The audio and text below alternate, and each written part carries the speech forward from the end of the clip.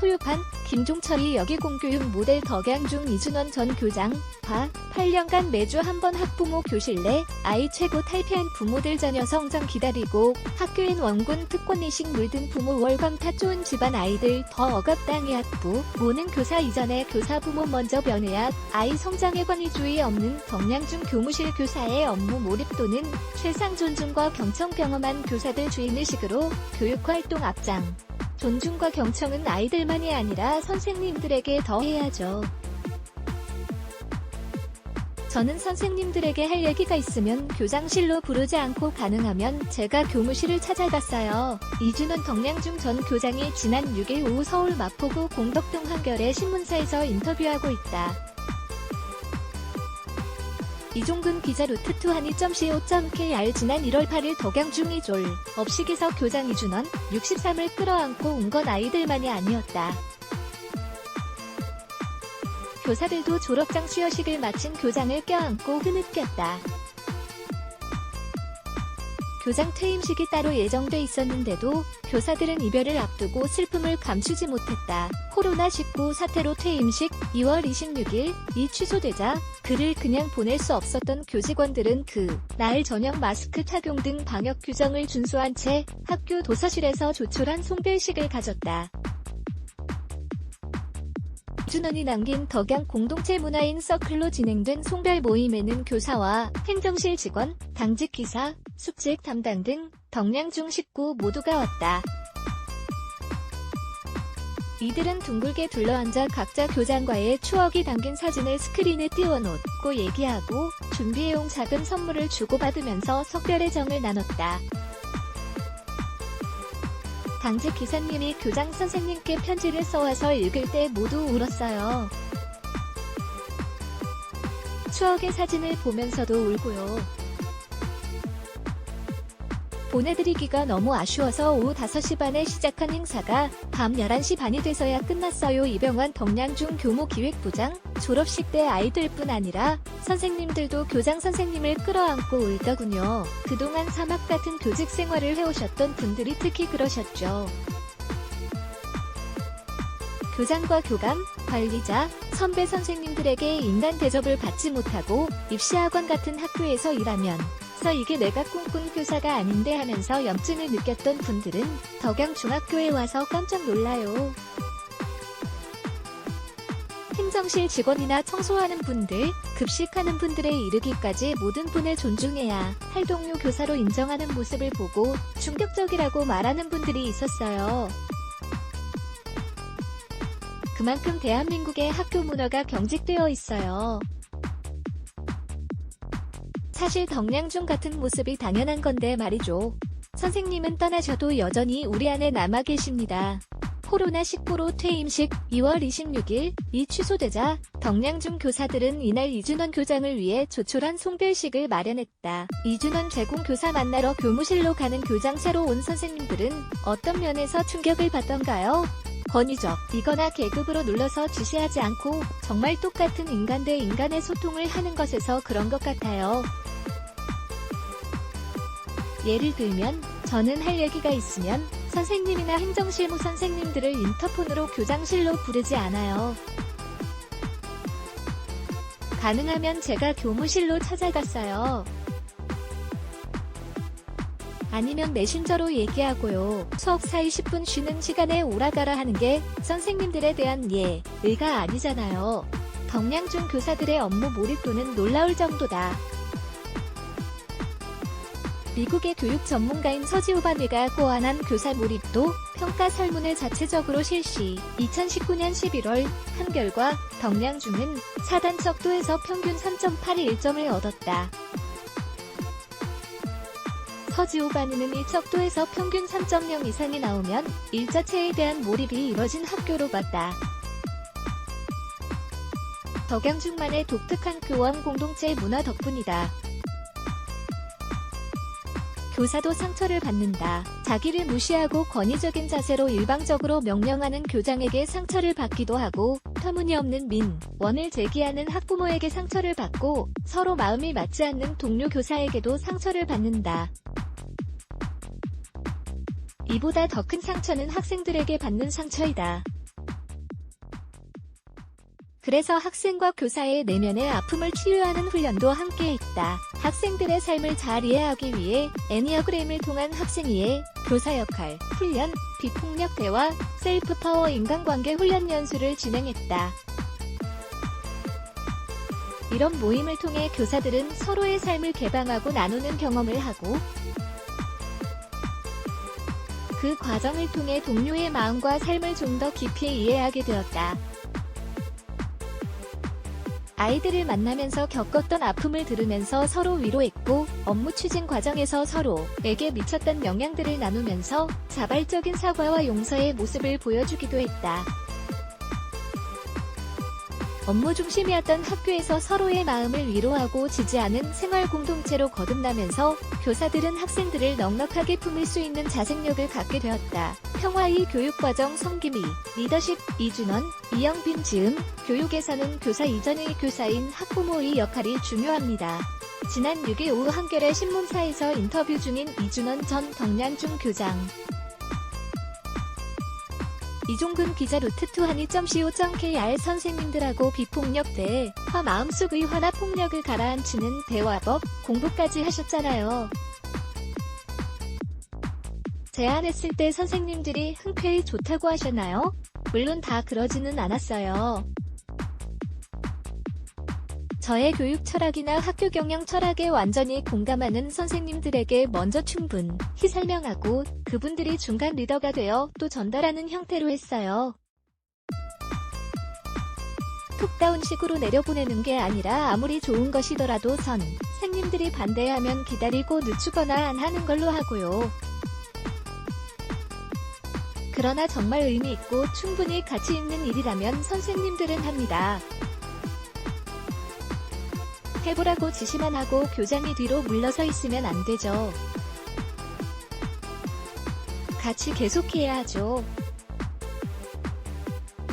존중과 경청을 아이들에만 하는 것이 아니라 선생님들에게는 더 충분히 들어주고 그들이 가진 자율권을 행사할 수 있도록 했어요. 자신들이 꿈꿨던 교육과정을 실천해서 그것이 현실화되는 모습을 본 선생님들은 굉장히 성장하고 주인의식과 자발성이 생깁니다. 부하자고 부모들에게 일일이 전화 덕량 중이 또 하나 특별한 부분은 학부모들이 동원의 대상이 아니라 학교 운영의 주체라는 점이다. 공식적인 기구인 학부모회는 형식이 아니라 매월 한 번씩 학부모 아카데미를 스스로 조직해 공부할 정도로 활동이 활발하다. 한부모 가정 아이 등을 위한 이모 되어주기 프로젝트, 엄마처럼 아이들의 고민을 들어주는 갈등 부업, 건강한 간식을 제공하는 휴카페 등을 학부모들이 직접 운영한다. 학부모들의 이런 자발적 참여는 이슬비 사랑 학부모 교실의 열매이자 뿌리다. 이준원은 교장 첫 해인 2012년 봄부터 퇴임 때까지 매주 목요일 저녁 학부모 교실에서 아이들을 진정으로 사랑하는 법을 함께 고민했다. 학부모들이 학교에 와서 교장 선생님과 내면 지우 공부를 한다는 게 쉽게 상상이 잘 안 가요. 부임한 뒤에 선생님들한테 그런 계획을 얘기했더니 학부모 총회나 입학식에도 몇 명 안 오는데 교장이 매주 한 번 강의한다고 하면 몇 명이 오겠냐고 부정적으로 대답하더군요. 저는 단 몇 명만 와도 하겠다고 했어요. 그러곤 학부모 총회 때 설명한 뒤에 신입생 학부모 중심으로 제가 직접 전화를 걸어 새 교장인데 이렇게 하고 싶다고 말씀드렸죠. 그러면 마트에서 일한다. 빨라야 8시 퇴근이다 라고 답하는 분이 많았어요. 이에 저는 자녀 교육을 위한 건데 그럼 9시에 시작하면 괜찮겠냐는 식으로 얘기했죠. 교장 전화를 받아본 적이 없어서 마음의 감동이 왔나봐요. 폐교 직전이어서 전교생이 140명밖에 안 되던 때인데 첫 해에 40명이 신청했어요. 1년간 끝까지 수료한 분이 18명 정도였고요. 그분들이 새 학부모들한테 꼭 들으라고 입소문을 내서 그 다음부터는 쉬웠어요. 어떤 점이 좋아서 추천했다고 해요? 자기 내면의 아픔, 성장 과정부터 지금까지 살아오면서 자존감이 낮았던 것, 남편과의 관계, 자녀와의 관계에서 상처받은 내면에 자존감이 많이 회복된 것을 좋아했어요. 그리고 그룹으로 모여서 이야기하는 과정에서 중학생 자녀를 키우는 부모는 다 힘들구나 하는 것을 알고 서로 친구가 됐죠. 같은 학년 학부모지만 나이 차이가 많게는 10살인 사람들이 수료식 때 이런 얘기를 하더군요. 언니한테 한 이야기는 20년 된 친구에게도 얘기 안 한 거야 라고요. 이준원 교장이 학부모들의 변화를 위해 지난 8년간 직접 이끌어온 덕량 중에 이슬비 사랑 학부모 교실. 이준원 제공그야말로 마음 상처를 치유하고 성장하는 거네요. 학부모 교실의 첫 시간은 우리 아이 자존감 높이기를 주제로 특강 형식으로 시작해요. 그러면 다들 어떻게 하면 우리 아이 좋은 대학 보낼까에 대한 내용이구나 생각하면서 오죠. 웃음, 그러다 서서히 우리 아이 자존감을 방해하는 가장 큰 게 있다고 하면 깜짝 놀라죠. 그건 바로 나의 마음이구나라는 것을 직면하게 되면 대략 5회차부터는 많이 울죠. 혼자 간직했던 나만의 비밀, 나만의 아픔을 말하고 서로 듣고 하면 끊을 수 없는 동질감이 생기고 친구가 되죠. 다큐, 교육방송, 무엇이 학교를 바꾸는가 영상에 나온 교장실 테이블을 만들어준 엄마들 중 2012년부터 2014년도까지의 학부모가 많았어요. 공통점은 저 녀석 어떻게 하지? 큰일 났다며 자식을 걱정했던 분들이었어요. 아이들 챙기고 교사 열정 불러일으키는 일도 힘들 텐데 학부모한테 시간을 할애해야겠다는 생각은 어떻게 하게 됐나요? 제가 1980년대 후반 중학교 2학년 담임할 때 정말 마음 아픈 사건이 있었어요. 한 여자아이가 공장에 다니는 20살짜리 남자가 맛있는 것과 신발 등을 사주는 데에 넘어가 그 남자가 원하는 대로 성적 놀이개가 됐고 결국 가출한 뒤 학교로 안 돌아왔어요. 이 여학생은 엄마 아빠로부터 단 한 번도 따뜻한 사랑을 받아본 적이 없었어요. 그런데도 부모는 자식을 잘못 둬서 그렇다고 푸념했어요. 저는 속으로 당신들 잘못이야. 이 아이가 얼마나 사랑에 굶주렸으면 그런 거에 넘어가겠냐고 생각했어요.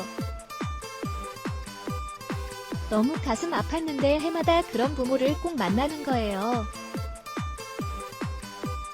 그래서 부모가 제대로 바뀌지 않으면 학교에서 아무리 해도 소용이 없겠다는 것을 알았어요. 그리고 교장이 돼서 학교 경영을 해보니까 학부모의 신뢰를 얻지 못하면 교육과정 재구성 등 아무것도 할 수가 없더군요. 결국 근원적인 아이의 변화를 위해선 교사 이전의 교사인 학부모의 역할이 더 중요하고 학교가 바르게 가려면 부모가 교육 철학을 같이 공유해야 해요. 지난해 11월 덕량중 홈커밍데이의 한 장면. 덕량중은 교직원 회의도 이처럼 둥글게 둘러앉는 서클로 진행한다. 동등하고 자유로운 대화를 위해서다. 이준원 제공학교 앞에서 8년간 혼자 자취한 까닭스러운 교육이 더 필요한 부모들은 오고 싶어도 바빠서 못 오고 상대적으로 여유 있는 분들이 참석하는 건 아닌가요? 많은 분들이 올 수 있도록 저녁 7시 반에 학부모 교실을 시작했는데 사실 어떤 분이 와도 괜찮아요. 누구나 다 상처가 있거든요. 어떤 면에서는 이른바 엘리트 부모들이 더 마음의 환자입니다. 하루하루 먹고 살기 힘든 가난한 부모들보다 소위 인류대를 나오고 유학을 다녀온 가문의 자랑인 분들이 자녀를 더 힘들게 합니다. 그 아이들한테 우울증이나 자살 충동도 많고요. 그분들이 받아온 교육이 성적 잘 나오고 집안이 좋으면 특권의식을 느끼도록 부추겼기 때문이죠. 지금도 서울대 붙으면 동네에 이름 적은 플래카드가 붙잖아요. 제가 고등학교 다닐 때도 월말고사 성적 1등부터 100등까지의 이름이 중앙현관에 붙었죠. 특권의식과 우월감을 심어주는 굉장히 위험한 교육이에요. 그렇게 잘한 사람들이 정치가나 고위공직자가 되면 성적이 안 좋은 사람은 사람도 아니게 되죠. 자기 아이가 성적이 안 나오면 창피하다면서 아이들을 더 억압하고요. 차라리 먹고 살기 바빠서 방학을 했는지 개학을 했는지 숙제가 있는지도 모르는 부모 밑의 아이들은 좀 더 자율적으로 건강하게 자랄 수도 있어요. 그래서 형편이 좋고 안 좋고 상관없이 학부모 교실에 누가 와도 된다고 생각했죠. 학부모 교실에서 교육 철학을 공유하며 함께 공부한 부모들이 결국 저의 학교 경영에 큰 지원군이 되었죠. 예를 들면 덕량 중에는 왜 영어 교과서가 없냐고 누가 항의하든 얘기하면 진짜 영어 교과서는 덕량중 선생님이 아이들에게 맞도록 재구성한 책이라고 다른 부모들을 설득하더군요. 이준원은 지난 8년 동안 학교 근처에 방을 구해 혼자 자취 생활을 했다. 덕량중에 온 정성을 쏟기 위해서였다. 아이들에 대한 가없는 사랑, 교육에 대한 높은 열정을 보여주는 일례다. 정교조 선생님일 거라고 지레짐작하고 인터뷰 말미에 물었다. 아니요. 저는 현재 좋은교사운동 회원이고 퇴임 전까지는 교총에도 소속되어 있었어요. 그러나 정교조 선생님들도 좋아해요. 교육자로서의 헌신성이나 전문성이 대부분 뛰어나거든요. 덕량중에는 여러 교원단체 소속의 선생님들이 계시지만 서로 존중하고 협력합니다. 아주 오랜만에 참스승을 만났다. 김종철 선임기자 필킴한이.co.kr 녹취 홍혜원 김종철 1989년 기자로 첫 발을 내디딘 뒤 정치부, 사회부 등에서 일하다 현재는 토요판킴 선임기자로 현장을 뛰고 있다. 국가나 사회, 민족 등 추상적인 단어보다 그 실제를 이루는 개별적이고 구체적인 사람을 더 좋아한다. 지금 여기에 삶을 치열하게 살아가는 사람들의 따뜻한 이야기를 전하려 한다. 여운이 오래가는 기록을 지향한다. 김종철의 여기는 4주에 한 번 연재된다. 네츠 블라게즈 Y